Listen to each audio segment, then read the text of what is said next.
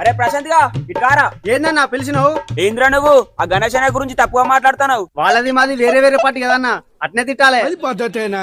పార్టీలు వేరేనా, మన అందరం ఒకటే ఊర్లు ఉంటాం గారా. అన్న గురించి చెడు ఎప్పుడేంద్రా? అట్లా చెప్తేనే వాడు మంచోడు కాదని మా పార్టీకే ఓట్లు పడతాయి. ఒక్కసారి పార్టీలోకి వచ్చాక వీడు మనోడు వాడు మనోడు అని చూసి ఉండదు, నోటికి వచ్చినట్టు తిరుగుతూనే ఉండాలి. పార్టీలోకి పోయిన తర్వాత మనోళ్ళు పగోలు అవుతారు అన్నమాట. మరి అంతే కదన్నా, వాళ్ళు మా గురించి చెడుగా చెప్తారు, మేము వాళ్ళ గురించి చెడుగా చెప్తాం, అట్లా నడుతూనే ఉంటది. మంచి మంచి కట్టుబాట్లు సార్. ఒకప్పుడు నువ్వు గణేష్ అన్నతో పని చేసినావు, మంచిగా వాళ్ళ ఇంట్లో తిన్నావు, నీ ఫ్యామిలీ వాళ్ళ ఫ్యామిలీ కలిసి మంచిగా ఫంక్షన్ లో వేలు.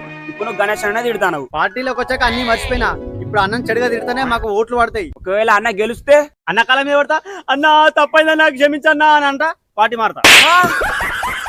పార్టీ మారుడు మాలాంటి నాయకుల లక్షణం. ఎంతకి తెగించారా? అవసరమైతే కాలు పడతారు, అవసరం తీరినాక మెడలు పడతారు. ఇలాంటి వాళ్ళు జనాలకేం చెప్తారా? జనాలతోటి మాకు అవసరం లేదు, పదవులే ముఖ్యం.